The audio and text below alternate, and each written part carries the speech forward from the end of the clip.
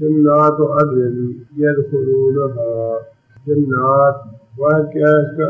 جنات، جنت کا معنی ایک باغ، جنات بہت زیادہ باغات، عدن، عدن جو ہے اس کا معنی ویسے تو ہمیشہ ہے، لیکن یہ بھی کہا جاتا ہے کہ جنت کے ایک محل کا نام ہے جنات عدن، ہمیشہ کی جنتیں، ہمیشہ کے باغات۔ مطلب یہ ہے کہ جہاں انسان ایک دفعہ داخل ہونے کے بعد ہمیشہ ہمیشہ رہے گا، وہاں سے نکالا نہیں جائے گا، وہاں کسی انسان کے لیے موت نہیں ہوگی اور کسی انسان کے لیے کوئی بیماری نہیں ہوگی۔ یدخلون، اس سے جو پچھلی دو آیتیں ہیں آپ کو یاد ہوگا کہ اس میں اللہ تعالیٰ نے ان لوگوں کی صفات بیان کی جنہیں اولو الالباب کہا گیا، عقل مند لوگ جو ہیں ان کی اللہ تعالیٰ نے 9 نشانیاں بیان کی تھیں۔ یوفون بعہد اللہ، اللہ سے کیا ہوا وعدہ پورا کرتے ہیں، لا ينقضون المیثاق، عہد کو توڑتے نہیں، ویخافون سوء الحساب، برے حساب سے ڈرتے ہیں، اور پھر اللہ کی رضا کے لیے صبر کرتے ہیں، نماز قائم کرتے ہیں، اللہ نے جو رزق دیا ہے اسے خرچ کرتے ہیں، اور برائی کو نیکی کے ساتھ دور کرتے ہیں۔ یہ نشانیاں اللہ تعالیٰ نے پچھلی 2 آیتوں میں بتائی تھی کہ ان لوگوں کی اولو الالباب کی عقل مند لوگ جو ہیں وہ کون سے ہیں۔ اب اس آیت میں اللہ فرماتے ہیں کہ یہ جو عقل مند لوگ ہیں جن میں یہ صفات اور یہ خوبیاں ہوتی ہیں، جنات عدن، ان کے لیے آخرت میں کیا ہے؟ ہمیشہ ہمیشہ کے باغات۔ یدخلونہا، یدخلون، کون سا فعل ہے؟ یدخلون مضارع ہے جو مذکر غائب کا صیغہ ہے۔ یدخلون، وہ داخل ہوں گے، یدخلون، وہ لوگ داخل ہوں گے جن میں یہ 9 صفات پائی جاتی ہیں۔ ہاں، اس میں آخری ضمیر کس کے لیے ہے؟ جنت کے لیے۔ وہ لوگ اس جنت میں داخل ہوں گے جو ہمیشہ ہمیشہ کی جنت ہے۔ ومن صلح من آبائہم، ومن، اور جو شخص، صلح، کون سا فعل ہے؟ صلح ماضی ہے، اور صیغہ کون سا ہے؟ واحد مذکر غائب کا صیغہ ہے۔ کیا معنی صلح؟ جو شخص نیک ہوا، جو شخص صالح ہوا، من صلح، جو شخص نیک ہوا، جو شخص صالح ہوا، من آبائہم، آبا، اور کیا ہے؟ آبا اس کی جمع، آبائہم، ان کے باپوں میں سے۔ یہ لوگ جن کی صفات اللہ نے بیان فرمائی ہے، یہ لوگ جنت میں جانے والے ہیں۔ فرمایا ان لوگوں کے باپوں میں سے جو نیک ہوئے، وازواجہم، ازواج کا واحد زوج، ازواجہم، اور ان کی جوڑا، اگر عورت نیک ہے تو اس کا جوڑا شوہر، اور اگر مرد نیک ہے تو اس کا جوڑا عورت۔ ازواجہم، ان کے جوڑے، وذریاتہم، ذریت کسے کہتے ہیں؟ اولاد کو، ذریات، اور ان کی اولادوں میں سے جو نیک ہوئے، یہ بھی جنت میں جائیں گے۔ پہلے تو اللہ تعالیٰ نے 9 صفات بتلا دی، فرمایا کہ یہ عقل مند لوگ ہیں، اور فرمایا کہ یہ جنت میں جائیں گے۔ اس کے بعد یہ بات ارشاد فرمائی کہ ان جنتی لوگوں کے آباء و اجداد میں سے، ان جنتی لوگوں کے جوڑوں میں سے، ان جنتی لوگوں کی اولادوں میں سے جو صالح ہوں گے، یعنی ایمان بھی لائے ہوں گے اور صالح بھی ہوں گے، ان کو بھی ہم جنت میں بھیج دیں۔ قرآن مجید میں ہی دوسری جگہ پہ یہ بات اللہ تعالیٰ نے واضح فرمائی ہے، اور حدیث میں بھی یہ بات آتی ہے کہ جو لوگ جنت میں جائیں گے ان کے جو عزیز و اقارب، قریبی عزیز و اقارب ہوں گے، ماں باپ میں سے یا ان کی اولادوں میں سے، اگر وہ عمل کے اعتبار سے کم درجے کے ہوں گے، اللہ تعالیٰ ان کا درجہ بڑھا کر ان کے جو نیک، زیادہ نیک لوگوں کے درجے والے ہوں گے ان کے ساتھ ملا دیں گے۔ مثال کے طور پہ کسی کے آباء و اجداد جو ہے زیادہ نیک تھے، زیادہ درجے والے ہیں، اونچے درجے والے ہیں، ان کی اولاد جو ہے وہ اعمال کے اعتبار سے ان کے درجے کو نہیں پہنچ پائی، اللہ تعالیٰ اپنے فضل و کرم سے ان کے درجے کو بڑھا کے ان کے ماں باپ کے درجے تک پہنچا دیں گے، تاکہ وہ ایک دوسرے کے ساتھ رہ سکیں۔ ایک دوسرے کے ساتھ رہنے سے زیادہ سکون اور ٹھنڈک محسوس ہوگی اولاد کو اپنے والدین کے ساتھ۔ یا پھر ازواج کے بارے میں بھی یہ فرمایا کہ ازواج، ایک تو یہ بات کہ جو نکاح دنیا میں ہے وہ اگر دونوں میاں بیوی نیک ہوں گے تو قیامت کے دن یہ نکاح قائم رہے گا. یہ میاں بیوی جو ہے یہ اسی نکاح پہ قیامت کے دن جنت میں اکٹھے رہیں گے. اگر خدا نخواستہ میاں بیوی کسی وجہ سے الگ ہو جاتے ہیں تو پھر دونوں کی مرد ہو یا عورت اس کی رضامندی سے کسی نیک مرد سے یا کسی نیک عورت سے اس کا نکاح کر دیا جائے گا. لیکن جس طرح ماں باپ کے بارے میں یہ بات ارشاد فرمائی بھائی نہیں کہ اللہ تعالیٰ اسی طرح ازواج کو بھی آپس میں اس طرح سے ملا دے کہ اگر کوئی ایک جو ہے وہ درجے میں کم ہے ایمان میں نہیں. اگر کسی کا نیک اعمال کی وجہ سے درجہ کم ہے ایمان کے بغیر تو جنت میں جا ہی نہیں سکتا کوئی. ایمان تو اس کا صحیح ہونا ہی چاہیے, عقیدہ تو اس کا صحیح ہونا ہی چاہیے. اگر اعمال میں کوئی کمی بیشی ہوگی تو وہ اللہ تعالیٰ اپنے فضل و کرم سے پوری کر کے اولاد کو والدین کے ساتھ ملا دیں گے یا والدین کو اولاد کے ساتھ ملا دیں گے. اگر کسی کی اولاد جو ہے وہ اونچے درجے میں ہے, ماں باپ کی وجہ سے درجے میں کم رہ گیا تو اللہ تعالیٰ والدین کا درجہ بڑھا کے اپنے فضل و کرم سے اولاد کے ساتھ ملا دیں گے. یہ فرمایا کہ یہ نیک لوگ جو ہے عقل مند لوگ جنت میں داخل ہوں گے اور پھر اللہ تعالیٰ ان کے نیک آباء و اجداد, نیک جوڑے اور نیک اولاد کو بھی جنت میں داخل فرمائیں گے. بل ملائکۃ یدخلون, بل ملائکۃ اور فرشتے یدخلون مضارع ہے جو مذکر غائب کا صیغہ ہے. یدخلون داخل ہوں گے, علیہم اوپر ان کے, ان کی ضمیر کس کے لیے؟ جنتی لوگوں کے لیے جو جنت میں جائیں گے. فرشتے داخل ہوں گے. عربی میں داخل ہونے کا لفظ جو ہے وہ کس کے لیے استعمال ہوتا ہے؟ ملاقات کرنے کے لیے. داخل ہونے کا لفظ جو ہے ملاقات کرنے کے لیے. فرشتے ملاقات کریں گے جنتی لوگوں میں سے من کل باب, ہر دروازے سے. ایک تو یہ بات کہ رسول اللہ صلی اللہ علیہ وسلم نے یہ بات ارشاد فرمائی کہ جنت کے کتنے دروازے ہیں؟ 8 دروازے ہیں جنت کے. جہنم کے کتنے؟ 7. جہنم کے 7 دروازے ہیں. یہ قرآن مجید میں بھی اللہ تعالیٰ نے بارے فرمایا ہے جہنم کے 7 دروازے ہیں. اور جنت کے نبی صلی اللہ علیہ وسلم نے وہ جو روزے کے بارے میں بڑی معروف حدیث ہے, جنت کے 8 دروازے ہیں, ان میں سے ایک کا نام ریان ہے جو صرف روزہ داروں کے لیے. اللہ فرماتے ہیں کہ جب جنت میں چلے جائیں گے فرشتے مبارک سلامت کہنے کے لیے حاضر ہوں گے. جب داخل ہوں گے تو استقبال کے لیے بھی جنت میں فرشتے موجود ہوں گے اور وہ انہیں خوش آمدید کہیں گے اور ان کے لیے مبارک سلامت کہیں گے. داخل ہونے کے بعد بھی اللہ تعالیٰ فرماتے ہیں کہ جب داخل ہو جائیں گے تب بھی فرشتے جا کے انہیں مبارکباد دیں گے کہ اللہ تعالیٰ نے تمہیں جنت مبارک کی, اللہ نے تم پہ اپنے فضل کیا, اپنا کرم فرمایا اور تمہیں عذاب سے بچا کے جنت میں داخل کر دیا. اگلی آیت میں فرشتوں کے الفاظ اللہ تعالیٰ نے ذکر فرما دیے کہ فرشتے ملاقات کر کے کیا کہیں گے ان سے؟ سلام علیکم, سلام علیکم, سلامتی ہو علیکم اوپر تمہارے. ایک سلامتی کے لفظ میں بہت کچھ ہے. بعض اوقات ہم لوگ اپنی روزمرہ کی زندگی میں بعض الفاظ لاشعوری طور پہ استعمال کرتے ہیں, ہمیں ان الفاظ کی قدر و قیمت کا شعور نہیں ہوتا. ان الفاظ کی کیا قدر و قیمت ہے؟ السلام علیکم. ہر آدمی اپنے چھوٹا سا بچہ جب وہ بات کرنا سیکھتا ہے تو ہر مسلمان یہ چاہتا ہے, یہ کوشش کرتا ہے کہ اپنے بچے کو سلام کرنا سکھائے. بڑی اچھی بات ہے. یہ چند ایک باتیں ایسی ہیں مسلمانوں کی, یہ تقریباً میرے خیال میں 66 کا زمانہ تھا جب پنجاب یونیورسٹی میں ہم لوگ پڑھتے تھے BA میں. تو اس زمانے میں وہاں اسلامیات کے ڈپارٹمنٹ کے ہیڈ تھے علامہ علاؤدین صدیقی, علامہ مفت کرے فوت ہو چکے ہیں. پہلے زمانے کوئی صاحب ہے یونیورسٹی کے پڑھنے والے تو پتا ہوگا, بڑے نیک آدمی تھے, بڑے اچھے آدمی تھے. ایک دفعہ یونیورسٹی نے ایک مطالعاتی دورے پہ باہر کے ممالک پہ ایک وفد یونیورسٹی کا بھیجا. اس کے سربراہ تھے وہ. مسلم ممالک کا دورہ کیا انہوں نے, اس کے بعد تقریر کی انہوں نے, تو اس میں انہوں نے بڑی اچھی بات کہی.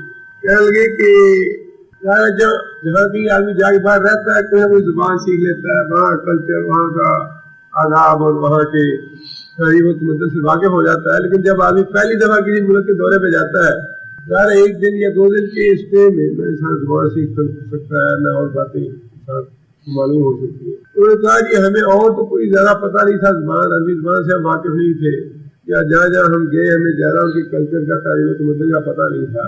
لیکن 2-3 باتیں جو ہیں وہ ہم نے ایسی نوٹ کی ہیں کہ جہاں کہیں بھی دنیا کے کسی کونے میں مسلمان ہے وہ باتیں کافر کتنی بھی کوشش کریں اسے ختم نہیں کر سکتے. اس میں انہوں نے ایک بات تو یہی کہی کہ مسلمانوں کی جو تہوار ہے یہ ایسے ہے کہ دنیا کے کسی کونے میں بھی ہو انسان مسلمان کہیں بھی ہو وہ کسی نہ کسی صورت میں ضرور ہی اپنے جو مذہبی تہوار ہے انہیں شریک ہوتا ہے، انہیں پورا کرنے کی کوشش کرتا ہے. جمعہ ہے جہاں کہیں بھی انسان ہوگا اسے پڑھنا ہی پڑے گا. عید رمضان آ گیا اس کا اہتمام مسلمان جہاں بھی ہے، جس ملک میں ہے، زبان کیسی ہے، کلچر کیسا ہے، تہذیب کیسی ہے، وہ اسے پورا کرنا ہی کرنا ہے. عید الفطر آ گئی، عید الاضحیٰ آ گئی، مسلمانوں کے جو تقاریب ہے وہ ختم نہیں کیے جا سکتے تھا دنیا کسی کونے میں. دوسری بات انہوں نے یہ کہی کہ جہاں کہیں بھی ہم گئے ہیں کوئی اس زبان کا بولنے والا آدمی ہے، ہر ایک کی زبان سے یہ لفظ تو ضرور نکلتے ہیں السلام علیکم. اس کے بعد کیا بولے کیا نہ بولے، کوئی کیا حال کہتا ہے، کوئی کیا حال ہے، کوئی اور کہتا ہے، کوئی اپنی زبان میں جو بھی کہے، لیکن یہ السلام علیکم کا لفظ جو ہے یہ ختم نہیں کر سکتا کوئی کتنا بھی گیا گزرا مسلمان ہو. اس کی تہذیب، اس کا تمدن، اس کی لادینیت، اس کی بے دینی جو کچھ بھی ہے وہ اس سے ختم نہیں ہو سکتا. السلام علیکم وہ ضرور کہے گا، حالانکہ وہ لاشعوری طور پہ کہے یا شعوری طور پہ. اسی طرح مسلمانوں کے نام ہے، جہاں کہیں بھی مسلمان ہے ہاں وہ گھرانہ کتنا ہی بے دین کیوں نہ ہو کرتار سے رکھنا کوئی پسند نہیں کرے گا. نام جو ہے وہ ضرور اس کا مسلمانوں کا ہوگا، یا اس کو مسلمانوں سے نسبت ہوگی، یا مسلمانوں والے ہوں گے، یا صحابہ کرام کے یا صحابیات کے. یہ 2-3 چیزیں جو ہے یہ پوری دنیا میں گھوم پھر کے ہمیں دیکھیں کہ یہ کافر کتنی بھی کوشش کریں انہیں ختم نہیں کر سکتے. اگر یہی چیزیں اب اسی طرح ایک اور بات جو کہی کہ جب بھی ہم مل کے کسی وفد سے کہیں سے اٹھے، اچھا یہ دعا میں ضرور یاد رکھیں. اب دعا کا شعور کتنا ہے کسی کو کہ دعا کتنی اہم ہے یا اس کی کتنی ضرورت ہے یا کیا ہے کیا نہیں ہے. لیکن ہر آدمی کے ذہن میں ایک بات یہ ضرور ہے کہ دعا کا کہنا ہے کسی کو. یہ چیزیں ایسی ہیں کہ اس طرح رچ بس گئی ہیں مسلمانوں کے کلچر میں، مزاج میں، طبیعت میں اور ان کی سوسائٹی میں، ان کی معاشرت میں.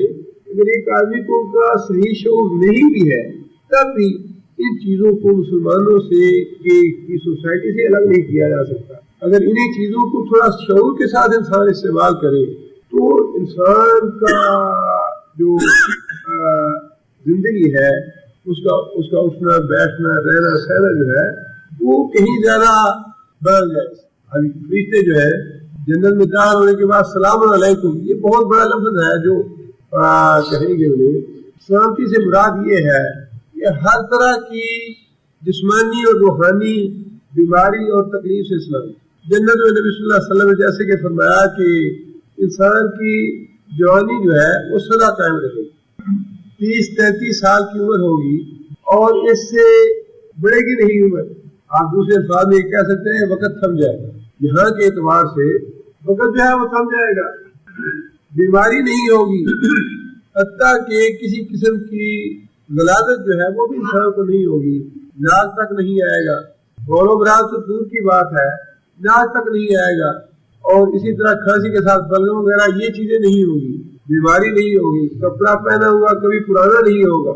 اچھا اسی طرح فرمایا کہ کوئی آدمی وہاں پہلے تو کوئی غلط بات، کوئی جھوٹی بات، کوئی گناہ کی بات ہوگی نہیں، نہ کوئی کرے گا نہ سننی پسند کرے گا.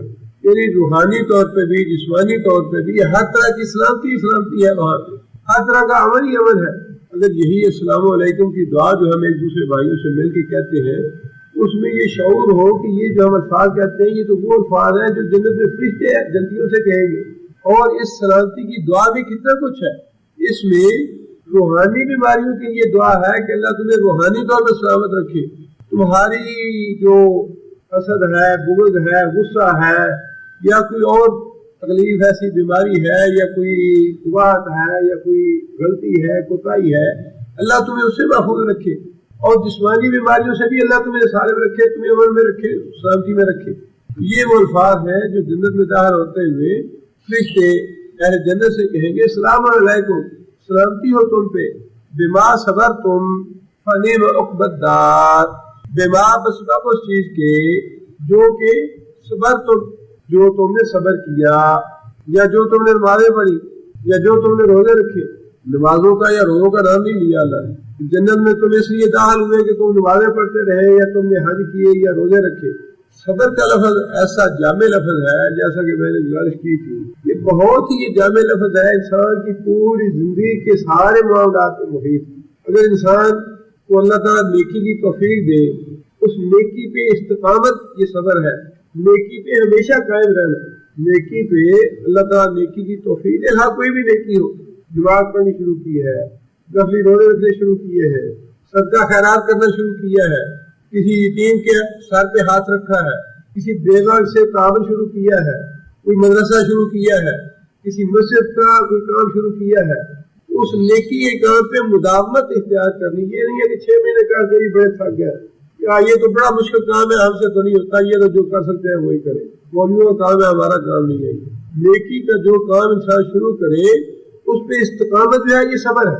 اور پھر دنیا کی ساری برائی کی ترغیبات، برائی میں بڑی کشش ہے، گناہ میں بڑی کشش ہے، گانے سننے چھوڑ دیے، انسان کا نفس بار بار کہتا ہے کہ یار ایک دفعہ سن لو پھر توبہ کر لینا، ایک دفعہ فلم دیکھ لو کوئی بات نہیں پھر توبہ کر دیں گے، ایک دفعہ یہ کام کر لو رشوت لے لو ایسا نہیں لیں گے، چلے سود لے رہے ہیں توبہ کرنے کے بعد۔ گناہ سے بچنے میں استقامت جو ہے یہ بھی صبر ہے۔ انسان کو پتا ہے کہ یہ کام گناہ کا ہے، انسان والدین کی نافرمانی کر رہا ہے، والدین سے جھگڑا ہو گیا ہے، والدین سے چین کی بات ہو گئی ہے، اب انسان کہتا ہے کہ میں تو سچا ہوں، باپ ایسے کوئی پہ ظلم کر رہا ہے، ماں جو ہے وہ تو پاگل ہو گئی ہے، اس کو سمجھ ہی نہیں آ رہی۔ اب یہ چیزیں جو ہے یہ اس صبر کے خلاف ہے جو اللہ تعالیٰ نے فرمایا بما صبرتم۔ اللہ نے کہہ دیا کہ ماں باپ کو بھی نہیں کہہ رہی، ماں باپ ظلم اور زیادتی کرتے ہیں تو ٹھیک ہے، انہوں نے پرورش کی ہے، انہوں نے پالا پوسا ہے، ان کا حق تو انسان ساری زندگی ادا نہیں کر سکتا۔ صبر یہ ہے کہ انسان والدین کے آگے اس کا نہ کرے، ڈانٹ دے ڈپٹ دے، جو چاہے لے لے، جس طرح کی چاہے بات کہہ دے، والدین کے ساتھ اس نہ کرنا یہ صبر ہے۔ جب اس نے فرمایا کہ عورتیں جو ہے یہ تمہاری قیدی ہے، تم نے اللہ کے نام پہ انہیں حلال کیا ہے، ان کے حقوق ادا کرو۔ اب وہ عورت تو آ گئی، اب جو آدمی ظلم کر رہا ہے، مسلسل اس کو تنگ کر رہا ہے، پریشان کر رہا ہے، وہ گویا صبر سے کام نہیں لے رہا۔ اگر عورت میں کوئی غلطی ہے، کوئی خامی ہے یا کوئی اور بات ہے، کوئی زیادتی کی بات ہے، بما صبرتم یہی ہے کہ انسان خود حقوق ادا کرے، عورتوں کے بھی، بال بچوں کے بھی، عزیزوں اقارب کے بھی، حقیقی بھائیوں کے بھی، بہنوں کے بھی، رشتہ داروں کے بھی۔ صبرتم یہ ہے نیکی پہ استقامت بھی کرے انسان، اور برائی سے بچنے میں بھی استقامت اختیار کرے۔ یہ ساری چیزیں صبر میں آتی ہیں۔ یہ ہے وہ صبر جس کے بارے میں فرشتے کہیں گے السلام علیکم، تم پہ سلامتی ہو بما صبرتم، اس صبر کے بدلے میں جو دنیا میں تم نے کیا، نیکی پہ استقامت کی اور برائی سے بچنے میں بھی تم نے استقامت اختیار کی، برائی سے مستقل بچتے رہے۔ جب تو چاہتا ہے کہ جس سے گال کیا اس کو انسان گال ہی دے، نفس جو ہے نفس امارہ تو انسان کو بھڑکاتا ہے کہ میری بےزتی کیوں کرے کوئی، میری تو اتنی عزت ہے۔ لیکن صبر یہ ہے کہ انسان دوسرے کی زیادتی پہ، دوسرے کے کسی غلط کام پہ برداشت کر لے، یہی وہ صبر ہے جس کے بارے میں اللہ فرشتے کہیں گے کہ جو صبر تم نے کیا دنیا میں اس کے بدلے میں تم جنت میں آئے ہو، لہذا سلامتی ہو تم سے۔ فنعم عقبی الدار، نعمت بہت ہی اچھا ہے، عقبی الدار پچھلا گھر، یعنی جنت والا، جنت کا گھر جو ہے یہ بڑا ہی اچھا ہے۔ اگر جنت کے واقعات یا جنت کی تفصیلات آپ احادیث میں پڑھیں، اللہ اس دنیا سے ایک دفعہ دل اچاٹ ہو جاتا ہے، انسان کہتا ہے موت آ جائے انسان اللہ سے جائے، یہ دنیا جو ہے کہ چھوٹ جائے اور انسان اس دنیا کے جو ہنگامے ہیں ان سے کہ نجات پا جائے اور اللہ تعالیٰ فوراً اس جگہ پہنچا دے جس کی نعمت اللہ نے اتنی بتلائی۔ لیکن اللہ تعالیٰ سے موت کی دعا بھی نہیں کرنی چاہیے۔ لیکن جنت کی جو تفصیلات ہیں، جو ترغیبات ہیں، ان کا گاہے بگاہے مطالعہ ضرور کرتے رہنا چاہیے تاکہ انسان تھوڑا سا تقابل کر لے کہ جس دنیا کی نعمتوں کے پیچھے ہم یوں پڑے ہوئے ہیں اور اپنی ساری زندگی برباد کر رہے ہیں، اس کے مقابلے میں وہ دنیا جو ہمیں اللہ نے دکھائی تو نہیں لیکن بتا دیا ہے، اسی میں آزمائش۔ وہ جنت ہمیں دکھائی نہیں دی. اللہ کے رسول نے جنت دیکھی تھی اور پھر رسول اللہ صلی اللہ علیہ وسلم کا آپ حال دیکھ سکتے ہیں کہ نبی صلی اللہ علیہ وسلم کا حال کیا تھا. اسی طرح جہنم کے حالات جو ہے ان کو ابھی گاہے بگاہے مطالعہ کرتے رہنا چاہیے. جہنم کی جو تفصیلات قرآن میں آئی ہے یا جو احادیث میں نبی صلی اللہ علیہ وسلم نے بتائی ہے ان کا گاہے بگاہے ضرور مطالعہ کرنا چاہیے تاکہ انسان کو یہ پتہ چلے کہ انسان اس دنیا میں یہ کہتا ہے جی میں تو بڑی تکلیف میں ہوں, بڑا پریشان ہوں, بڑی مصیبت ہے, اور اس مصیبت میں پریشانی میں آزمائش میں اللہ کی نافرمانی کر بیٹھتا ہے, انسان شریعت کی خلاف ورزی کر بیٹھتا ہے, لیکن انسان کو یہ احساس نہیں کہ اس تکلیف کے مقابلے میں وہ تکلیف جو اللہ کی نافرمانی کر کے آنے والی ہے وہ کتنی بڑی تکلیف ہے.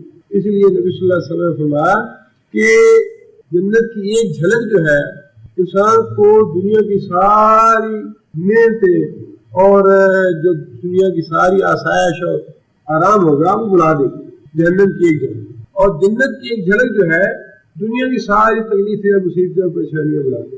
اس لیے فرمایا کہ نعم عقبالدار آخرت کا گھر جو ہے بڑا ہی اچھا ہے. آگے فرمایا یہ پہلے تو اللہ تعالیٰ نے عقل مند لوگوں کی نشانیاں بتائی تھی. عقل مند لوگ کون سے؟ اب اللہ تعالیٰ نے آگے بیوقوف لوگوں کی نشانیاں بتائی ہیں. بیوقوف لوگ کون ہیں؟ والذین ینقضون عہد اللہ. والذین وہ لوگ ینقضون کون سا پھیلا ینقضون مضارع جو مذکر غائب کا صیغہ ہے. مادہ کیا ہے اس کا؟ نون قاف دال. نقل کا معنی کمی کرنا توڑنا. نقص کا معنی ہوتا ہے کمی کرنا. نون قاف صاد نقص کا معنی کمی کرنا. یہ نقد ہے. نقد کا معنی توڑنا. والذین وہ لوگ ینقضون جو توڑتے ہیں عہد اللہ اللہ نے کیا ہوا وعدہ. بیوقوف لوگ وہ ہیں جو اللہ سے کیا ہوا وعدہ توڑ دیتے ہیں. الستو بربکم کیا میں تمہارا رب نہیں ہوں؟ ساری روحوں نے وعدہ کیا بلا یا اللہ کیوں نہیں تو ہمارا رب ہے. یہ بھی وعدہ ہے اللہ سے. اور پھر کلمہ پڑھنے کے بعد مسلمان ہونے کے بعد اللہ کی توحید کا اقرار کرنے کے بعد اللہ کے احکام کی اتباع نہ کرنا یہ بھی اللہ سے توڑنا ہے. کلمہ پڑھنے کا مطلب ہی یہ ہے کہ یا اللہ ہم تو اسے وعدہ کرتے ہیں کہ جو تو حکم دے گا ہم پورا کریں گے. نماز کا حکم ہے, روزے کا ہے, صدقے کا ہے, زکات کا ہے, حج کا ہے, حقوق العباد کا ہے, حقوق اللہ کا ہے, جتنے بھی امر ہے وامر ہے نواہی ہے وہ سارے کے سارے اللہ کے وعدے ہیں. اللہ کے بیوقوف لوگ جو ہیں وہ ان وعدوں کو توڑ دیتے ہیں. عقل مند لوگ جو ہیں ان کے بارے میں اللہ تعالیٰ نے فرمایا کہ وہ یوفون بعہد اللہ وہ تو اللہ سے وعدہ وفا کرتے ہیں, پورا کرتے ہیں. بیوقوف لوگ وہ ہیں ینقضون عہد اللہ جو اللہ سے کیے ہوئے وعدے کو توڑ دیتے ہیں. من بعد میثاقہ میثاق پکا کرنے کے بعد اللہ سے پکا کرنے کے بعد توڑ دیتے ہیں. یا اللہ جو ہم نے کچھ وعدہ کیا ہے اسے پورا کریں گے. یکتعون کون سا پھیلا یکتعون مضارع ہے جو ہم ذکر ہے کا صیغہ. قطع کرتے ہیں توڑتے ہیں. یکتعون توڑتے ہیں ما وہ چیز امر اللہ ہو ہمارا کون سا پھیلا ہمارا ماضی بات مذکر غائب کا. امر اللہ اللہ نے حکم دیا کہیں ساتھ اس کے این یوصلا پن یہ کہ یوصلا کون سا پھر ہے گزارا ہے اور گزارا کون سا مجہول ہے. یوصلا ملایا جائے. این یوصلا کہ اس کو ملایا جائے اور وہ قطع کرتے ہیں توڑتے ہیں اس چیز کو جس کے بارے میں اللہ نے کیا حکم دیا جائے. کیا حکم دیا ہے کہ وہ ملایا جائے. کیا مراد سے قرابت داریاں اور رشتہ داریاں اور قرابت داریاں جو باہمی تعلقات ہیں رحم کے رشتے ہیں اور دوسری تعلق داریاں ہیں قرابت داریاں ہیں رشتہ داریاں ہیں. اللہ نے حکم دیا ہے کہ انہیں ملایا جائے یہ توڑا نہ جائے. فرمایا کہ بیوقوف لوگ وہ ہیں جو ان کو توڑ دیتے ہیں. ماں باپ کے حق ادا نہیں کرتے, بہن بھائیوں کے حق ادا نہیں کرتے اور پھر قریبی رشتہ داروں کے حق ادا نہیں کرتے. پھر آہستہ آہستہ جیسے جیسے انسان کا خاندان ہے برادری ہے جیسے انسان کے رشتہ داریاں اور تعلقات بڑھتے جاتے ہیں جیسی بھی اس تعلق کی نوعیت ہے اس تعلق کی نوعیت کو ملانا چاہیے توڑنا نہیں چاہیے. حتیٰ کہ ہمسائے کے حقوق ہیں یتیموں کے حقوق ہے، بیواؤں کے حقوق ہے، جو بھی کسی انسان کے علم میں ہو، اپنے محلے میں ہو، اپنے پڑوس میں ہو، اپنے شہر میں ہو، جیسے بھی ہو، فرمایا کہ یہ تعلقات وہ ہیں جنہیں اللہ نے ملانے کا حکم دیا ہے، جن کا حق ادا کرنے کا حکم دیا ہے۔ بالکل لوگ وہ ہے یکتعون، جو ان تعلقات کو توڑ دیتے ہیں، ادا کرتے ہیں، پرواہ نہیں کرتے، بھوکا مرتا ہے تو مرتا رہے، کسی یتیم پہ ظلم ہوتا ہے تو ہوتا رہے، کسی بیوہ کا حق نظر ہوتا ہے تو ہوتا رہے، بھائی سے لڑائی ہے تو لڑائی ہوتی رہے، یا بہن سے کیا تعلق ہے تو بہن سے کیا تعلق ہوا رہے۔ فرمایا کہ یہ بالکل وہ کام ہے جو اولو الالباب ہے، وہ رشتوں کو ملاتے ہیں، وہ ان کے حق ادا کرتے ہیں۔ یفسدون فی الارض، یہ نتیجہ ہے قطع رحمی کا۔ یفسدون فی الارض، ہر آدمی جو قطع رحمی کرتا ہے وہ فساد پھیلا رہا ہے۔ یفسدون کون سا فعل ہے؟ مضارع ہے جو مذکر یا کا صیغہ ہے۔ اور یفسدون، اور وہ فساد پھیلاتے ہیں فی الارض، زمین میں، قطع رحمی کر کے، دوسروں کے حقوق ادا نہ کر کے۔ جو آدمی ماں باپ کا حق ادا نہیں کر رہا وہ زمین میں فساد برپا کر رہا ہے، جو آدمی اپنی بیوی کا حق ادا نہیں کر رہا وہ زمین میں فساد برپا کر رہا ہے، جو آدمی اپنی اولاد کے حق ادا نہیں کر رہا وہ زمین میں فساد برپا کر رہا ہے، جو اپنے بہن بھائیوں کے حق ادا نہیں کر رہا، اپنے ہمسایوں کے حق ادا نہیں کر رہا، وہ زمین میں فساد برپا کر رہا ہے۔ یہ تعلقات کو قطع کرنے کا نتیجہ ہے جو اللہ نے فرمایا، یکتعون ما امر اللہ بہ ان یوصل، اور وہ لوگ قطع کرتے ہیں ان تعلقات کو جن کو ملانے کا اللہ نے حکم دیا ہے۔ اور یفسدون فی الارض، اور ان تعلقات کو قطع کر کے، ان کا حق ادا نہ کر کے وہ زمین میں فساد برپا کرتے ہیں۔ اولئک، یہ وہ لوگ ہیں، لہم، واسطے ان کے، لعنت ہے، ولہم سوء الدار، اور واسطے ان کے بہت ہی برا گھر ہے۔ یہ ہے بیوقوف لوگ۔ پہلے اللہ تعالیٰ نے انہوں نے الباب کی نشانیاں بتا دی کہ عقل مند لوگ کون سے ہیں، اور فرمایا کہ ان کے لیے سلامتی ہے، عقل مند لوگوں کے لیے جنت ہے اور سلامتی ہے۔ یہاں بیوقوف لوگوں کی علامتیں بتا کے فرمایا کہ لہم اللعنۃ، ان کے لیے تو لعنت ہے۔ لعنت کا کیا مطلب؟ لعنت کا مطلب یہ ہے کہ اللہ کی رحمت سے دوری، اللہ کی رحمت سے دوری۔ پہلی بات تو یہ ہے کہ نبی صلی اللہ علیہ وسلم نے لعنت کرنے سے منع فرمایا کہ لعنت کسی پہ نہ کی، لعنت جو ہے یہ کسی پہ نہیں کرنی چاہیے۔ نبی صلی اللہ علیہ وسلم نے یہ بات ارشاد فرمائی ہے کہ میں جہنم کو دیکھا اور جہنم میں عورتوں کی کثرت پائی۔ نبی صلی اللہ علیہ وسلم سے پوچھا گیا کہ یا رسول اللہ، عورتیں زیادہ کیوں جہنم میں جائیں گی؟ نبی صلی اللہ علیہ وسلم نے مختلف حدیثوں میں 2-3 اس کی وجہ بتائی، اسباب بتائے۔ ایک سبب تو نبی صلی اللہ علیہ وسلم نے یہ بتایا کہ عورتیں جو ہے یہ اپنے شوہر کی ناشکری کرتی ہیں، یا فرن۔ صحابہ نے عرض کیا یا رسول اللہ کیا اللہ کی ناشکری کرتی ہے؟ فرمایا نہیں، اللہ کی ناشکری نہیں کرتی، اپنے شوہر کی ناشکری کرتی ہے۔ دوسرا سبب یہ فرمایا کہ یہ کثرت کے ساتھ لعنت کرتی ہے۔ تیسرا سبب نبی صلی اللہ علیہ وسلم نے یہ بتایا کہ جب کوئی مصیبت آتی ہے، آزمائش آتی ہے تو صبر نہیں کرتی۔ یہ 2-3 سبب نبی صلی اللہ علیہ وسلم نے فرمائے۔ اول بات تو یہ ہے کہ لعنت کرنے سے منع کیا گیا ہے کہ لعنت کسی پہ نہ کی جائے، اور جس پہ لعنت کی جائے وہ اس کا مطلب یہ ہے کہ وہ یہ آدمی اللہ کی رحمت سے دور ہو۔ یہ ایک بد دعا ہے، اللہ کی رحمت سے محروم کرنے، اللہ کی رحمت سے محروم کرنے کی بد دعا ہے یہ لعنت کا۔ ازواج مطہرات میں سے کوئی ایک سفر میں نبی صلی اللہ علیہ وسلم کے ساتھ جا رہی تھی، اونٹ پہ بیٹھی تھی، کسی وجہ سے انہیں غصہ آ گیا تو اونٹ بھی انہوں نے لعنت کی کہ لعنت ہے تم پہ۔ نبی صلی اللہ علیہ وسلم نے فرمایا کہ اب اس اونٹ سے اتر، اب اس اونٹ سے اتر جاؤ، اس لیے کہ یہ لعنت زدہ ہو گیا ہے، تم نے اس پہ لعنت ڈالی ہے، لہٰذا اب اس پہ نہ بیٹھو۔ اس سے آپ انداز لگائیے کہ لعنت کی بد دعا جو ہے یہ کتنی سخت بد دعا ہے۔ جہنمیوں کے لیے فرشتے یہ بد دعا کریں گے کہ تم لوگ اللہ کی رحمت سے محروم ہو جاؤ، اور فرمایا کہ وَلَهُمْ سُوءُ الدَّارِ، بدترین گھر۔ جیسے کہ میں نے عرض کیا، جنت اور جہنم کے حالات جو ہے ان کا گاہے بگاہے ضرور مطالعہ کرنا چاہیے تاکہ انسان کو پتہ چلتا رہے انسان کی آخری منزل جو ہے یہی 2 جگہ ہے۔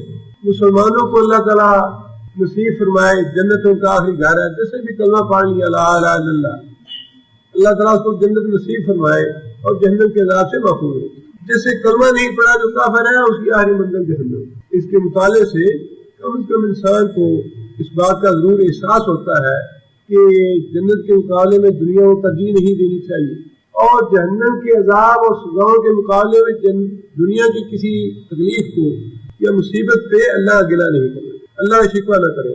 آگے اللہ فرماتے ہیں اللہ یبسط الرزق لمن یشاء، اللہ ہی یبسط، کون سا فعل ہے؟ مضارع ہے، باسط یبسط، یبسط بعض مذکر غیر کا صیغہ ہے۔ باسط کا معنی فراخ کرنا، کھلا کرنا، بڑھانا، وسعت عطا کرنا۔ اللہ یبسط، اللہ تعالیٰ فراخ کرتا ہے، بڑھاتا ہے، رزق لمن یشاء، واسطے اس کے جس کے چاہتا ہے۔ یقدر کون سا فعل ہے؟ مضارع ہے، صیغہ بعض مذکر غائب کا۔ یقدر قدر کا معنی نفع تولا، اندازے کے مطابق۔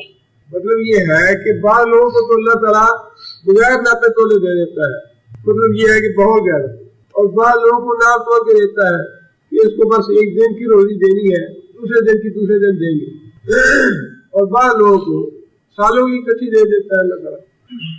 اب یہ جنت اور جہنمی لوگوں کے ذکر کے بعد اللہ نے یہ بات کی ارشاد فرمائی۔ پہلے اللہ تعالیٰ نے جنتی لوگوں کا تذکرہ فرمایا، ان کے اوصاف بیان فرمائے، اس کے بعد جہنمیوں کے اوصاف اور جہنم کا تذکرہ فرما کے اللہ نے یہ بات ارشاد فرمائی کہ رزق تو اللہ جس کا چاہتا ہے بڑھاتا ہے، جس کا چاہتا ہے کم کرتا ہے۔ اس کی وجہ یہ ہے کہ اس زمانے میں بھی یہ تصور پایا جاتا تھا کہ جن لوگوں کے پاس دنیا میں رزق زیادہ ہے وہ لوگ تو آگے بھی نعمتوں میں رہیں گے۔ یہ تو اللہ کے بڑے پیارے ہیں، چہرہ بڑا روشن ہے، چمکدار ہے، خوب تنومند ہے، صحت ہے، حضرت صاحب کو تو دیکھا نہیں جاتا، اتنی نورانی چہرہ ہے ان کا، اتنے تنومند ہے، ماشاءاللہ کیا بات ہے۔ اور جو تنگ دست ہے، غریب ہے، محتاج ہے، ان کا آگے بھی یہی حال ہوگا۔ اللہ تعالیٰ نے ان کی اس تصور کی نفی فرمائی کہ یہ قاعدہ کلیہ نہیں ہے اللہ کا، یہ اللہ کا رول نہیں ہے کہ جس کے پاس اس دنیا میں بڑی دولت ہے وہ اللہ بڑا محبوب ہے۔ بڑا بعض بات یہ دکھ ہوتا ہے، بعض حضرات بڑی غلط تعبیریں کرتے ہیں۔ ایک صاحب نے غیر المغضوب کی کہ غیر المغضوب اللہ تعالیٰ نے صراط المستقیم الذین انعمت علیہم غیر المغضوب علیہم ولا الضالین، کہ گمراہ لوگ جو ہے وہ عیسائی ہے اور مغضوب جو ہے وہ یہودی ہے۔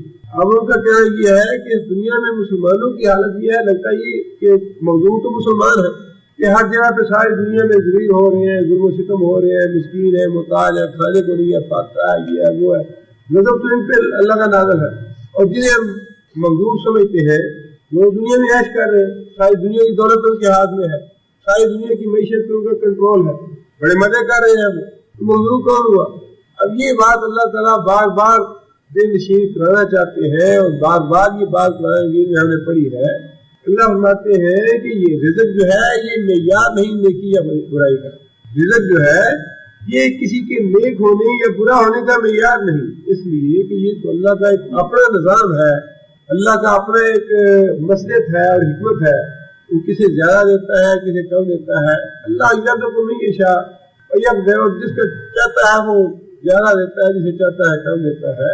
یہ قانون انفرادی اعتبار سے بھی ایسے ہی ہے اور قوموں کے اعتبار سے بھی ایسے۔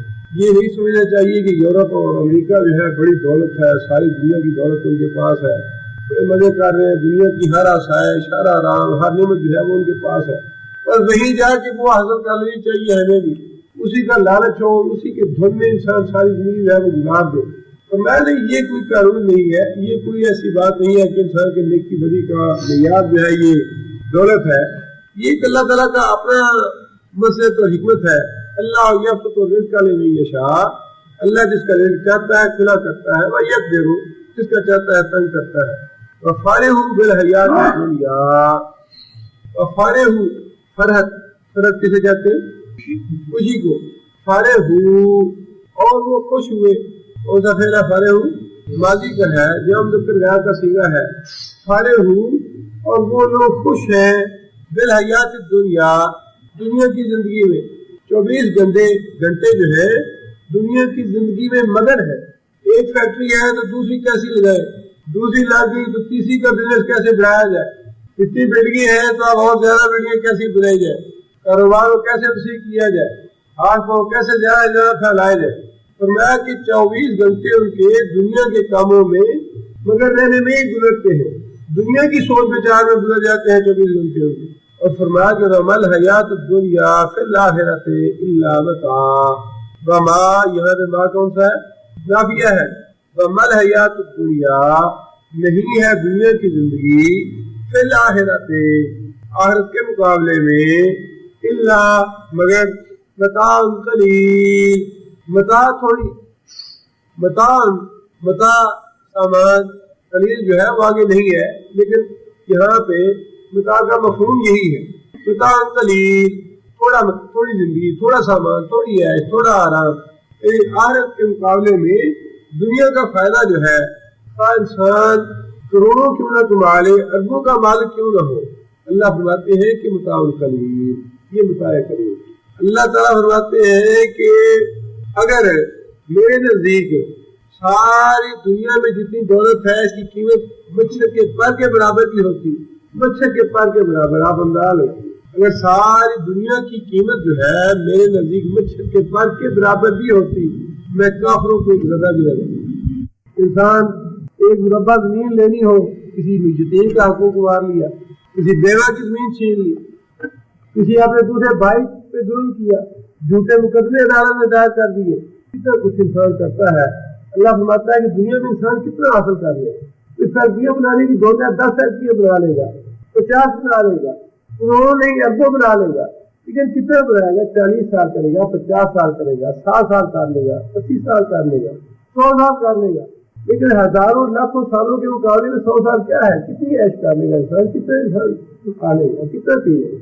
جتنی اس دنیا کی عمر ہے اس کے مقابلے میں انسان اپنی عمر کی کا مقابلہ کرے اور پھر دیکھیں کہ واقعی متاع قلیل ہے کہ نہیں، اور پھر اگر آخرت سے مقابلہ کیا جائے پھر تو واقعی یہ مچھر کے پر کے برابر رہ جاتا ہے۔ اندازہ لگائیں کہ عبداللہ عباس کا تصور ہی نہیں ہے۔ نبی صلی اللہ علیہ وسلم فرمایا کہ جب جنتی جنت میں چلے جائیں گے، جہنمی جہنم میں چلے جائیں گے، تو ایک فرشتہ جو ہے وہ سارے جنتیوں کو بھی آواز دے گا، جہنمیوں کو بھی آواز دے گا۔ جہنمی جو ہے انہیں آس لگ جائے گی کہ بھائی شاید کوئی اچھی خبر ہو ہمارے لیے، جنتی بھی اپنا کان جو ہے وہ اس آواز کو لگا لیں گے۔ فرشتہ کہے گا کہ اس جانور کو دیکھ رہے ہو، یہ جانور کیا ہے؟ وہ کہیں گے کہ ہم دیکھ رہے ہیں۔ فرشتہ اعلان کرے گا کہ یہ موت ہے جس کو ذبح کرنے کا اللہ نے مجھے حکم دیا ہے، آج کے بعد کوئی آدمی مرے گا نہیں، موت کو اللہ نے ذبح کر دیا، ختم کر دیا آج کے بعد۔ عبداللہ عباس تک جہنمی جہنم میں رہیں گے اور جنتی جو ہے وہ جنت میں رہیں گے۔ نبی صلی اللہ علیہ وسلم نے فرمایا اگر موت زندہ ہوتی اس کے بعد تو جنتیوں کو اتنی خوشی ہوتی کہ وہ خوشی سے مر جاتے۔ اگر موت کو ذبح کرنے کے بعد موت زندہ ہوتی، جہنمیوں کو اتنا صدمہ ہوتا کہ وہ صدمے سے مر جاتے، لیکن نہ جہنمی اس صدمے سے مریں گے اور نہ جنتی اس خوشی سے مریں گے۔ عبداللہ عباس کی زندگی، اب آپ اندازہ لگائیے نا کہ عبداللہ عباس کا کتنا حد سفر انسان کر سکتا ہے۔ 100 سال ہے یا 1000 سال ہے، 5000 سال ہوں گے یا 10,000 سال ہوں گے، 1,00,000 سال ہوں گے، کتنی ہم بڑھائیں گے، 1 ارب سال ہوں گے، یا ہماری گنتی خرب تک جاتی ہے، 1 خرب سال ہو جائیں گے، اور اس کے بعد کوئی اینڈ ہوگا؟ اللہ فرماتے ہیں نہیں، کوئی اینڈ نہیں ہے، اینڈ ہے ہی نہیں۔ اب اگر اللہ تعالیٰ نے یہ بات اشارہ فرمائی ہے کہ میرے نزدیک دنیا کی قیمت جو ہے مچھر کے پر کے برابر بھی نہیں ہے، یہ اللہ نے فرمایا کہ اولو الالباب اور بیوقوفی کا میرے فرق ہے۔ جو آدمی اس زندگی کا شعور حاصل کر لے وہ اولو الالباب، جو آدمی اس زندگی کے بارے میں نہ سوچے وہ بیوقوف۔ فرمایا کہ دنیا کی زندگی کے مقابلے میں آخرت جو ہے الا متاع، بہت تھوڑی سی متاع، تھوڑا سا فائدہ ہے، تھوڑا سا عیش ہے، تھوڑا سا آرام۔ آگے اللہ فرماتے ہیں وَيَقُولُ الَّذِينَ كَفَرُوا، اور کہتے ہیں کافر لوگ لولا انزل علیہ آیۃ من ربہ، لو کیوں لا نہیں انزل نازل کی گئی، انزل کون سا فعل ہے؟ ماضی مجہول ہے، انزل نازل کی گئی علیہ اوپر اس کے نبی صلی اللہ علیہ وسلم کے اوپر آیۃ کوئی نشانی من ربہ اس کے رب کی طرف سے۔ بار بار کافروں کا مطالبہ یہی تھا کہ کوئی ایسی نشانی آنی چاہیے جس سے فوراً ہمیں یہ یقین آ رہا ہے کہ واقعی یہ اللہ کے نبی ہے. جس طرح کی نشانیاں وہ مانگتے تھے اس کا جواب آگے اللہ تعالیٰ نے انہیں ایسے میں دیا اور بڑا اچھا جواب دیا ہے.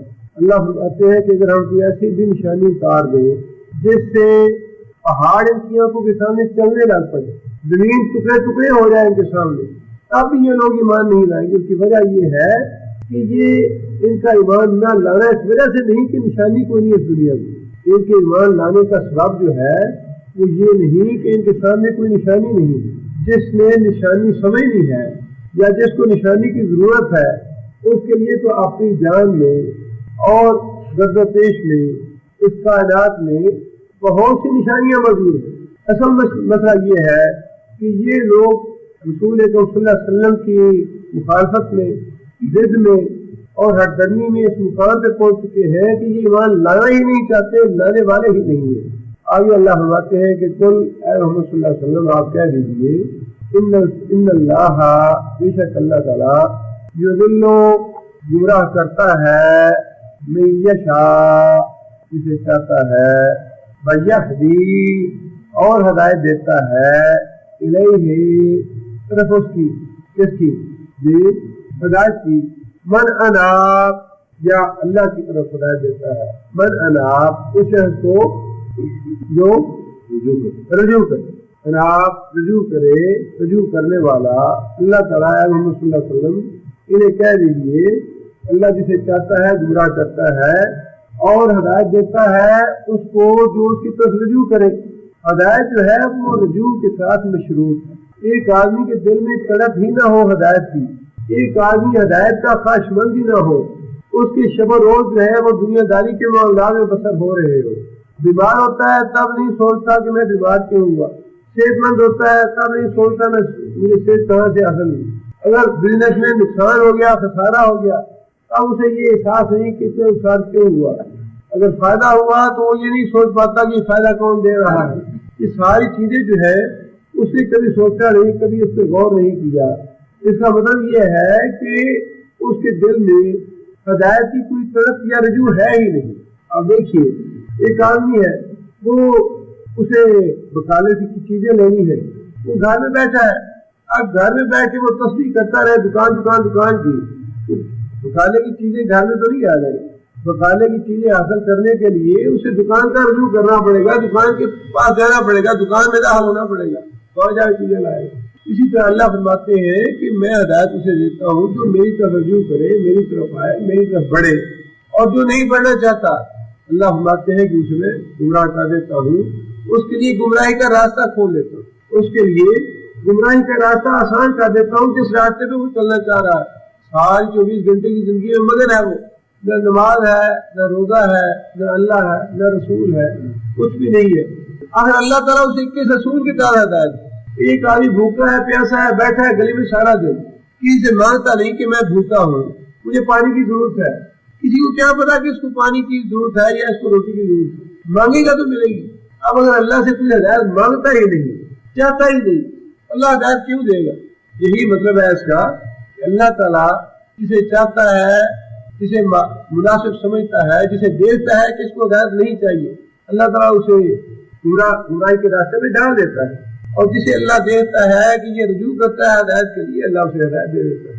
اللہ آمنو, وہ لوگ جو ایمان لائے, آمنو اور سفید آمنو بازی ہے, بعض جو ہم لوگ کا سیگا ہے, وہ لوگ جو ایمان لائے, وَتَطْمَئِنُّ قُلُوبُهُمْ بِذِكْرِ اللَّهِ, یہ ہے ہدایت یافتہ لوگ جو اللہ کی طرف رجوع کرتے ہیں, ان کی اللہ نے آگے وضاحت فرمائی ہے.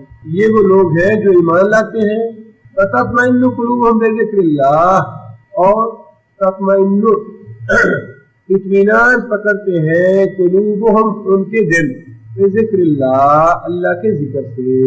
یہ وہ عقل مند لوگ ہیں, یہ وہ ہدایت یافتہ لوگ ہیں جو اپنے اللہ پہ ایمان لاتے ہیں, اللہ کی باتوں پہ یقین کرتے ہیں, اور ان کے دل اللہ کی یاد سے اطمینان پکڑتے ہیں. ایسے نہیں ہے کہ نماز کے جلدی 2 سجدے دیے اور سلام پھیرا اور اٹھے بھاگے مسجد سے, جس طرح مچھلی جو ہے وہ پانی سے باہر تڑپتی ہے. فرمایا کہ ان کے دلوں کو اطمینان حاصل ہوتا ہے, سکون حاصل ہوتا ہے, ان کا دل اللہ کے ذکر کے ساتھ اٹکا رہتا ہے. اللہ کے ذکر سے مراد صرف یہی نہیں ہے. ویسے تو جو زبانی ذکر ہے بڑی فضیلت ہے.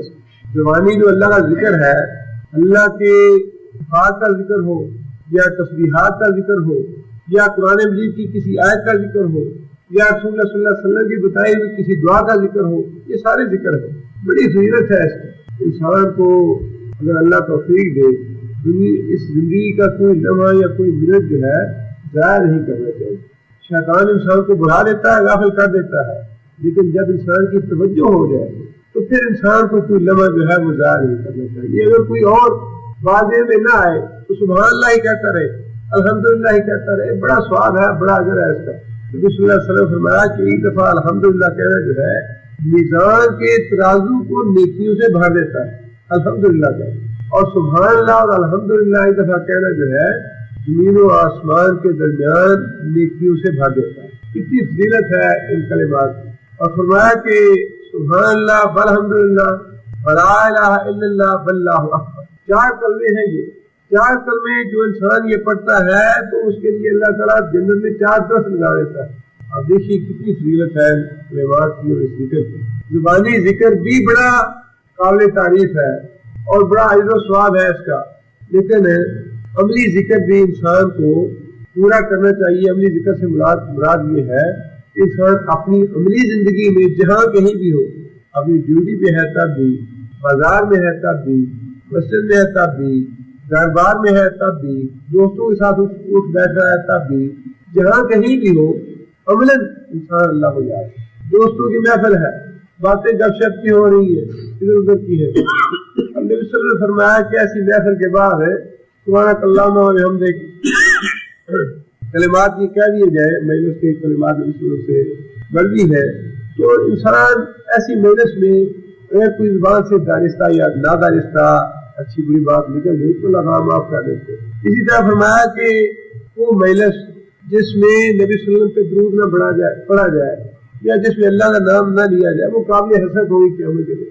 انسان کسی نہ کسی بہانے اللہ کے رسول کی کوئی بات کر دے، کوئی اللہ کے رسول کی حدیث بیان کر دے، کوئی دین کا مسئلہ کوئی کسی حوالے سے بات کر دے. اپنی ڈیوٹی پہ ہے، انسان دیکھے کہ یہ کام جائز ہے یا ناجائز ہے، مجھے کرنا چاہیے یا نہیں کرنا چاہیے. شیطان بڑے دھوکے دیتا ہے کہ یہ یوں ہے، ایسے ہے، ایسے ہے، یہ ہو سکتا ہے، یہ کر لیا جائے، ایسے گنجائش ہے، ایسے نہیں ہے. عملی ذکر اللہ کا یہ ہے کہ انسان اپنے بزنس میں، اپنے کاروبار میں، اپنی ڈیوٹی میں، اپنے جو بھی رزق حلال حرام ہے اس کی تمیز میں اللہ کو یاد رکھے. یہ عملی ذکر ہے. اور زبانی ذکر یہ ہے کہ انسان اپنی زبان سے کوئی نہ کوئی اللہ تعالیٰ کا ذکر کرتا رہے، جہاں بھی چلتے پھرتے اللہ قیاما وقعودا وعلی جنوبہم، کھڑا ہو، بیٹھا ہو، اٹھا ہو، لیٹا ہو، جیسے بھی ہو اللہ کا ذکر کرتا رہے. تو میں کہ یہ وہ لوگ ہیں جن کے دل اللہ کے ذکر سے اطمینان پکڑتے. آگے فرمایا کہ الا سنو بذکر اللہ تطمئن القلوب، دلوں کا اطمینان جو ہے وہ اللہ کے ذکر سے ہی. اور یہ بات ایسی مجرب ہے، تجربہ شدہ ہے، جس کا تجربہ ہر انسان کو ہوتا ہے. بعض لوگ تو ایسے ہیں کہ جب مصیبت آتی ہے تو پھر یہ اللہ کو یاد کرتے ہیں، لیکن جن لوگوں کو اللہ نے توفیق دی ہے کہ وہ مصیبت کے بغیر بھی اپنی روزمرہ کی زندگی میں اللہ کو یاد کرتے رہے. اور اس کا اگر انسان کو اپنا تجربہ نہیں تو کم از کم اپنے بڑوں بوڑھوں کا ضرور تجربہ ہوتا ہے. پوری دادی ہے، پورا دادا ہے، گھر میں بیٹھے ہیں، نماز پڑھی ہے، مصلے میں بیٹھے ہیں، گھنٹوں بیٹھے ہیں، اللہ اللہ کر رہے ہیں، انہیں پرواہ نہیں کون مرا ہے، کون کیا ہے، نقصان ہوا ہے، فائدہ ہوا ہے، گھر میں کیا ہو رہا ہے، کیا گھر میں ہے، کیا نہیں ہے. ایسے اطمینان کے ساتھ، سکون کے ساتھ وہ اپنے ذکر اذکار میں اور اپنی دعاؤں میں لگے ہوتے ہیں کہ دنیا بھر میں خبر نہیں ہے. یہی اللہ کا ذکر جو ہے اگر ہر انسان اپنی زندگی میں کر لے تو یہ بڑی پریشانی رہی کیسر ہو گیا، بڑی تکلیف آئی، رات کو نیند نہیں آتی، گولیاں کھا کے سوتے ہیں. یہ ساری چیزیں جو ہے یہ اللہ ہے. انسان وہی بات ہے کہ عقل سے کہاں تک کام لیتا ہے، الباب میں سے کون سا ہے. انسان کو اس طرح کے علاجوں کی ضرورت نہیں رہتی، انسان ڈاکٹروں کا محتاج نہیں رہتا. اللہ کا ذکر انسان کرنے لگے تو ایسا سکون ملتا ہے انسان کو، ایسی اللہ تعالیٰ عافیت عطا فرما دیتے ہیں. اس لیے کہ اس ذکر میں ہی اللہ کی عافیت ہے. ہر طرح کے انسان اس میں دعائیں بھی ہیں، اللہ سے ہر طرح کے سوال بھی کرتا ہے، اللہ تعالیٰ نعمتوں کے زوال سے بچائے، اللہ پریشانیوں سے بچائے، اللہ تعالیٰ عافیت عطا فرمائے، اللہ تعالیٰ انجام جو ہے بخیر کرے. ساری ان دعاؤں میں چیزیں ہیں. وہ انسان مانتا رہے پڑھتا رہے تو ہر انسان کو اطمینان قلب کیوں حاصل نہیں ہوگا؟ آگے فرمایا کہ الذین آمنوا، یہ وہ لوگ ہیں اللہ کا میرا خبردار رہو یا سنو. یہ اللہ تعالیٰ نے قانون کے طور پہ بات بتائی کہ لوگوں سنو. یہ قاعدہ اور قانون ہے ذکر اللہ تطمئن القلوب، کہ دلوں کو اللہ کے ذکر سے ہی اطمینان نصیب ہوگا. آگے فرمایا کہ الذین آمنوا، وہ لوگ جو ایمان لائے، وعملوا الصالحات، اور نیک عمل کیے، طوبی لہم، ان کے لیے مبارک ہے، حسن مآب، اور بہترین ٹھکانہ ہے. نبی صلی اللہ علیہ وسلم کی ایک حدیث میں یہ بات ہے کہ طوبہ جو ہے جنت کا ایک درخت، طوبہ جنت کے ایک درخت کا نام ہے جس کا سایہ اتنا طویل ہے کہ اگر ایک تیز رو سوار 100 سال تک چلتا رہے تو اس کا سایہ ختم نہیں ہوگا. تیز رو سوار 100 سال تک چلتا رہے تو اس درخت کا سایہ ختم نہیں ہوگا. دونوں چیزیں اس سے مراد ہو سکتی ہیں. جو لوگ ایمان لائے اور نیک عمل کیے، طوبی لہم، ان کے لیے درختوں کی وہ نعمت ہے کہ جنت میں جائیں گے اور ان درختوں کے مزے لیں گے. اور اگر اس کا معنی مبارک لیا جائے تو تب بھی ٹھیک ہے کہ ایسے لوگوں کے لیے مبارک ہے، حسن مآب، اور بہترین ٹھکانہ ہے کہ عمل کریں جنت والا. آگے اللہ فرماتے ہیں کذالک ارسلناک، کذالک اسی طرح ارسلنا، ہم نے بھیجا، کا تجھ کو، فی امت، ایک امت میں، قد خلت، قد تحقیق، خلت، کون سا فعل خلت ماضی ہے اور سیغہ بعض مؤنث غائب کا، قد خلت گزری، من قبلہا، اس سے پہلے، بہت سی امتیں. کذالک، کذالک سے مراد کیا ہے یہاں پہ؟ اسی طرح ہم نے تجھ کو بھیجا اس امت میں رسول بنا کے، جس طرح ہم نے تجھ سے پہلے امتوں میں رسول بنا کے بھیجے. کذالک کس طرح؟ کذالک کا اشارہ جو ہے وہ ہے بغیر جس نشانی کا کافر مطالبہ کرتے تھے اس نشانی کے بغیر، جس طرح ہم تجھے اس نشانی کے بغیر ہم نے بھیجا ہے، جس طرح کی نشانی کا مطالبہ یہ کافر کرتے ہیں، اسی طرح بغیر نشانیوں کے ہم نے پہلے پیغمبری بھی بھیجے. یعنی جو نشانی ہم دینا چاہتے تھے وہ تو ہم نے دی انہیں، لیکن کافر جو نشانی مانگتے تھے ویسی نشانی ہم نے کسی کو بھی نہیں دی، آپ سے پہلے بھی کسی کو نہیں دی. اگر یہ کافر مانگتے ہیں تو ان کی مرضی کی نشانی نہیں دیں گے، نشانیاں تو پہلے سے موجود ہیں. اگر ان میں سوچنے سمجھنے کی صلاحیت نہیں یا یہ سوچنا سمجھنا نہیں چاہتے دوسری بات ہے، لیکن جو نشانی یہ مانگتے ہیں اس نشانی کے ساتھ تو ہم نے تجھے بھیجا نہیں، بلکہ ہم نے بھیجا ہے اسی طرح جس طرح تجھے پہلے رسولوں کو بھیجا، اپنی مرضی کے معجزے دے کے. لِتَتْلُوَ عَلَيْهِمْ، لے تاکہ، تتلوا، تتلوا مظاہرہ ہے، بعض مذکر حاضر کا صیغہ ہے، تاکہ تو پڑھے، تاکہ تو تلاوت کرے، علیہم اوپر ان کے، کیا تلاوت کرے؟ الذی، وہ چیز، اوحینا، جو ہم نے وحی کی، الیکا، تیری طرف، وہم، اور ان لوگوں کا حال یہ ہے، یکفرون بالرحمن، کہ وہ رحمان کا انکار کرتے ہیں. قل، اے محمد صلی اللہ علیہ وسلم آپ کہہ دیجئے، ہوا ربی، وہ میرا رب ہے، لا الہ الا ہوا، نہیں کوئی الہ مگر وہ، علیہ، اوپر اس کے، توکل تو، میں نے توکل کیا، توکل تو کون سا فعل ہے؟ ماضی ہے، بعض متکلم کا صیغہ ہے. میں نے توکل کیا، وَإِلَيْهِ مَتَابِ، اور اسی کی طرف ہے میرا رجوع کرنا یا پلٹنا.